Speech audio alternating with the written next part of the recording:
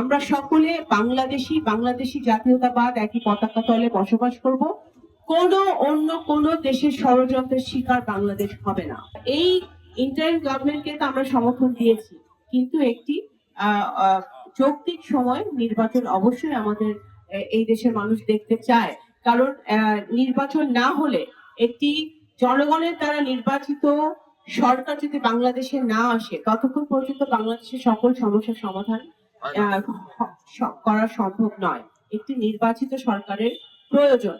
এখন আপনাদের ঐক্যের ডাক দিতে হবে, ঐক্যবদ্ধ হতে হবে। যদি ঐক্যবদ্ধ থাকেন তাহলে আমাদের ভিতরে যেসব বেঈমানরা আছে তারা সুযোগ পাবে না, আর যদি ঐক্যবদ্ধ না থাকে তাহলে বেঈমানরা সুযোগ পাবে।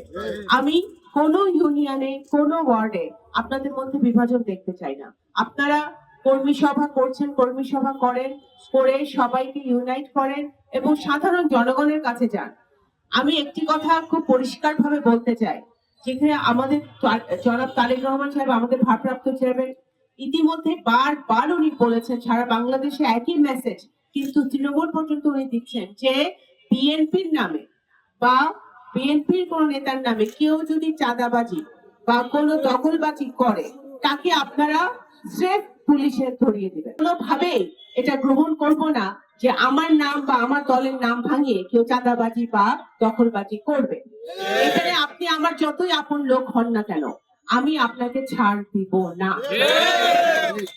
সুতরাং আমার কাছে ওই সকল তদবির নিয়ে বা ওই সকল অন্যায় আবদার নিয়ে আমার কাছে আপনারা দয়া করে ফোনও দিবেন না, আমার কাছ সামনেও আসবেন না। বাংলাদেশে আমরা এই ছাত্র জনতার আন্দোলন তো হয়েছে, অনেক প্রাণ আমরা হারিয়েছি।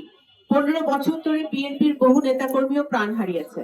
নগরকান্দার সাথে বহু নেতাকর্মী নির্যাতিত হয়েছে। ফরিদপুর জেলারও কিছু লোকজনকে আমরা হারিয়েছি এই জুলাই আগস্টের আন্দোলনে। আজকে এই আন্দোলন যদি সফল হতে হয়, যে নতুন গণতন্ত্র আমরা পেয়েছি, যে নতুন বাংলাদেশ আমরা পেয়েছি, সেই বাংলাদেশকে যদি তারুণ্যের বাংলাদেশ হিসেবে এগিয়ে নিয়ে যেতে হয় এবং বাংলাদেশে একটি টেকসই